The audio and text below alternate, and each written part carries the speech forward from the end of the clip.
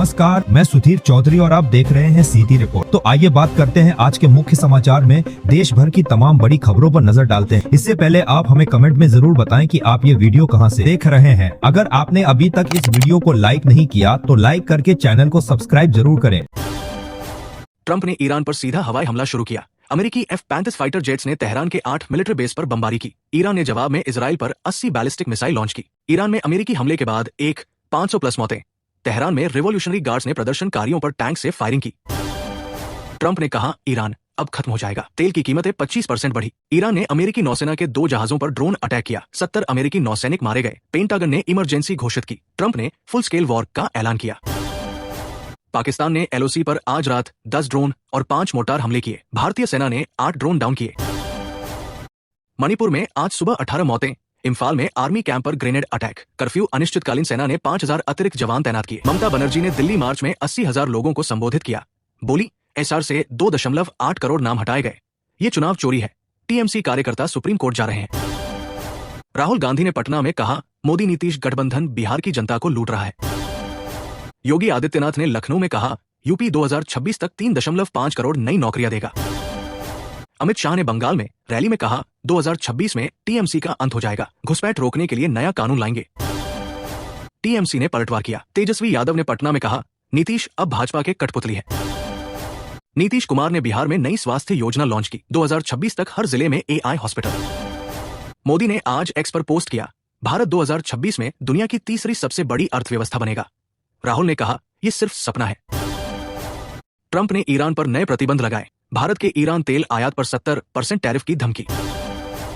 रूस ने यूक्रेन पर 160 मिसाइल हमले। ओडेसा में पूरा पोर्ट ध्वस्त। इजराइल ने गाजा में अस्पताल पर हमला। 100 मौतें। युद्ध ने इजराइल की निंदा की। चीन ने ताइवान के आसपास 400 युद्धपोत तैनात। अमेरिका ने जवाब में 4 कैरियर भेजे। पाकिस्तान ने भारत पर कश्मीर में मानवाधिकार उल्लंघन का आरोप लगाया। ईरान में अब तक 2403 प्रदर्शनकारियों की मौत। भयानक नरसंहार। अमेरिका स्थित human rights activists news agency हराना के अनुसार दिसंबर के अंत से शुरू हुए विरोध प्रदर्शन में अब तक कम से कम 2403 प्रदर्शनकारियों की मौत हो चुकी है। ट्रंप ने ईरान को सैन्य हस्तक्षेप की धमकी दी। राष्ट्रपति ट्रंप ईरान में संभावित सैन्य हस्तक्षेप पर विचार कर रहे हैं। विकल्पों में साइबर ऑपरेशन, ईरानी सैन्य या शासन लक्ष्यों पर हमले शामिल हैं, जो प्रदर्शनों को कुचलने के प्रयासों को बाधित कर सकते हैं। पिछले 15 दिनों में ईरान में विरोध प्रदर्शनों के दौरान कम से कम 10,675 लोगों को गिरफ्तार किया गया है, जिनमें 169 बच्चे शामिल हैं। कम से कम 490 प्रदर्शनकारी मारे गए हैं। राष्ट्रपति ट्रंप ने ईरान को प्रदर्शनकारियों को फांसी देने के खिलाफ चेतावनी दी। कहा कि अमेरिका कड़ी कार्रवाई करेगा। अमेरिकी विदेश विभाग ने कहा कि ईरान कल प्रदर्शनकारी इरफान सोल्टानी को फांसी देने की योजना बना रहा है। 5 एलोन मस्क के स्टारलिंक ने ईरान में मुफ्त इंटरनेट शुरू किया। एलोन मस्क की SpaceX अब अपनी स्टारलिंक सैटेलाइट सेवा के माध्यम से ईरान में उपयोगकर्ताओं को मुफ्त इंटरनेट एक्सेस प्रदान कर रही है। ये ईरान सरकार के इंटरनेट बंद करने के बावजूद प्रदर्शनकारियों की मदद कर रहा है। ईरान ने UN में ट्रंप के खिलाफ शिकायत दर्ज की। ईरान के स्थायी प्रतिनिधि अमीर सईद इरावानी ने यूएन महासचिव और सुरक्षा परिषद को पत्र लिखकर अमेरिका और इजराइल की निंदा करने का आह्वान किया। उन्होंने कहा कि ट्रंप का बयान राजनीतिक अस्थिरता को प्रोत्साहित करता है, हिंसा को उकसाता है और ईरान की संप्रभुता को खतरे में डालता है। G7 ने ईरान पर अतिरिक्त प्रतिबंधों की धमकी दी। फ्रांस के विदेश मंत्री जीन-नोएल बैरो ने कहा कि फ्रांस को संदेह है कि ईरान का दमन देश के समकालीन इतिहास में सबसे हिंसक है और ये बिल्कुल बंद होना चाहिए। गाजा युद्ध विराम के फेज 2 की घोषणा। हमास को हथियार छोड़ने होंगे। अमेरिकी विशेष दूत स्टीव विटकॉफ ने राष्ट्रपति ट्रंप की गाजा युद्ध समाप्त करने की 20 सूत्रीय योजना के चरण 2 की शुरुआत की घोषणा की। राफा में हमास झड़प, 6 हथियारबंद संदिग्ध मारे गए। IDF ने कल पश्चिमी राफा में सैनिकों और बंदूकधारियों के बीच झड़प से नए फुटेज प्रकाशित किए। आज 15 जनवरी को तमिलनाडु में पोंगल का मुख्य दिन है। थाई पोंगल चावल उबालने की रस्म, गन्ने की फसल का जश्न और नई शुरुआत का प्रतीक है। बिहार में 15 विधायकों को 2-2 बंगले, विवाद तेज। मंत्रियों के अलावा 15 विधायकों को भी पटना में मिलेंगे 2-2 बंगले। बीजेपी के वरिष्ठ नेता और पूर्व केंद्रीय मंत्री रविशंकर प्रसाद के दिल्ली स्थित आवास में बुधवार सुबह आग लगी। मणिपुर हिंसा में नया मोड़। इम्फाल में आज दोपहर फिर गोलीबारी, 6 मौतें। कर्फ्यू 72 घंटे बढ़ाया गया। आज शाम फिर पाकिस्तानी ड्रोन घुसे, सेना ने की गोलीबारी। 13 जनवरी शाम 7 से 7 बजे के बीच राजौरी के केरी सेक्टर में दुंगाला और ठंडी कसी में 2 से 3 पाकिस्तानी ड्रोन देखे गए। भारतीय सेना ने तुरंत फायरिंग की। 34 वर्षीय मजदूर ने अपनी विधवा गर्लफ्रेंड को होटल रूम में बैरमी से पीटकर मार डाला। सबसे भयावह बात, वो घंटों तक उसकी लाश के बगल में सोता रहा, फिर खुद पुलिस को फोन किया। चीन का विवादास्पद दावा, शख्सगाम घाटी हमारी है। चीन की विदेश मंत्रालय प्रवक्ता माओ निंग ने 13 जनवरी को दावा किया कि शख्सगाम घाटी चीन की है और वहां बुनियादी ढांचे के निर्माण को उचित ठहराया। भारत बिजनेस ने करारा जवाब दिया, जम्मू कश्मीर और लद्दाख के पूरे केंद्र शासित प्रदेश भारत के गैर परक्राम्य हिस्से हैं। इसरो की बड़ी विफलता, PSLV-C-62 मिशन क्रैश। कल सुबह 10:17 बजे इसरो का PSLV-C-62 मिशन लॉन्च हुआ, लेकिन तीसरे चरण में गंभीर खराबी के कारण विफल रहा। EOS-N एक सैटेलाइट और 14 अन्य उपग्रह नष्ट हो गए। ये PSLV की लगातार दूसरी विफलता है। सुप्रीम कोर्ट का बड़ा फैसला, हर कुत्ते के काटने पर देना होगा मुआवजा। आवारा कुत्तों के मामले में सुप्रीम कोर्ट ने राज्यों को सख्त चेतावनी दी। कोर्ट ने कहा कि अगर आवारा कुत्ता किसी को काटता है तो सरकार को मुआवजा देना होगा।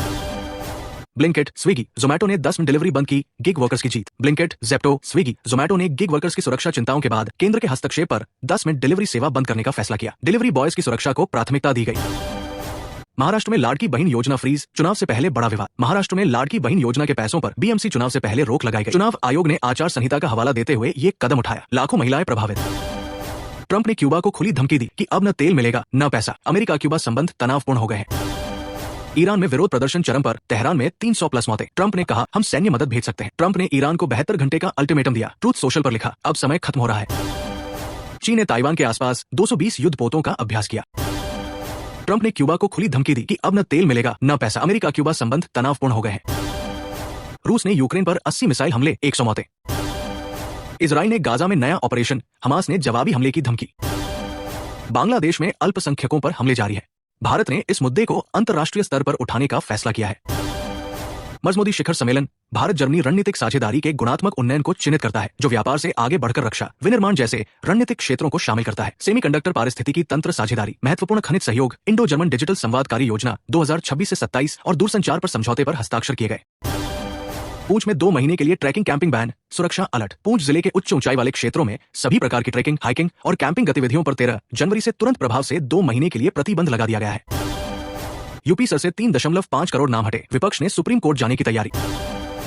ममता बनर्जी ने दिल्ली मार्च का ऐलान, बोली 2 लाख लोग दिल्ली घेरेंगे अगर SIR में धांधली हुई। PM किसान 18वीं किस्त 25 जनवरी तक आएगी, 9.8 करोड़ किसानों को 2,000 रुपए। मोदी ने स्टार्टअप इंडिया 2.0 लॉन्च किया, 2026 में 20,000 नए स्टार्टअप्स को फंडिंग। राहुल गांधी ने MGNREGA पर मोदी को घेरा, बोले ग्रामीण भारत को भूखा मारने की साजिश। अमित शाह ने बिहार में नीतीश के साथ रैली की, कहा 2026 में कांग्रेस को खत्म करेंगे। प्रियंका गांधी ने उत्तराखंड में महिला सुरक्षा पर हमला, बोली बेटियां असुरक्षित हैं। ममता ने अभिषेक बनर्जी को 2026 का मुख्य चेहरा बनाया। TMC में जोश, नीतीश ने बिहार में 1.5 करोड़ नौकरियां देने का वादा किया। अखिलेश ने यूपी में महंगाई पर योगी को घेरा, बोले जनता परेशान। प्रधानमंत्री नरेंद्र मोदी ने आज नई दिल्ली में विकसित भारत युवा नेता संवाद 2026 के समापन सत्र को संबोधित किया। देश भर के 3000 युवा नेताओं के साथ बातचीत की। PM मोदी ने जेन ज़ेड के योगदान पर केंद्रीय मंत्री जी किशन रेड्डी के लेख को साझा किया। उन्होंने बताया कि कैसे देश की युवा पीढ़ी विकास में अपना योगदान दे रही है। आयुष्मान भारत में 2026 से 12 करोड़ नए लाभार्थी। स्वच्छ भारत मिशन 2.0 में 2026 तक 4 करोड़ नए शौचालय। जल जीवन मिशन 2026 तक 98% घरों में नल से जल। PM आवास योजना में 2026 तक 3.5 करोड़ नए घर। स्टार्टअप इंडिया में 2026 में 20,000 नए फंडिंग। मुद्रा योजना में 2026 के लिए 6 लाख करोड़ लोन टारगेट। सौर ऊर्जा योजना में 2026 तक 150 गीगावाट लक्ष्य। दिल्ली में इलेक्ट्रिक बसें 2026 तक 12,000 होंगी। महाराष्ट्र में लाड़की बहन योजना किस्त 2,000 रुपए बढ़ी। राजस्थान में चिरंजीवी स्वास्थ्य योजना में 35 लाख तक कवर। पंजाब में फसल विविधीकरण योजना में 7 लाख एकड़ टारगेट। बिहार में 7 निश्चय 2.0 से 1.5 करोड़ युवाओं को नौकरी। झारखंड में मैया सम्मान योजना की 20वीं किस्त जारी। मध्य प्रदेश में लाडली लक्ष्मी योजना में 3 लाख नई बेटियां। हरियाणा में पराली जलाने पर 100% मुआवजा 2026 से। मकर संक्रांति 2026 आज 14 जनवरी बुधवार को मनाई जा रही है, जो सूर्य की उत्तर दिशा की यात्रा को चिन्हित करती है। ये भारत के उन कुछ त्योहारों में से एक है जो सौर कैलेंडर के अनुसार तय होते हैं जब सूर्य मकर राशि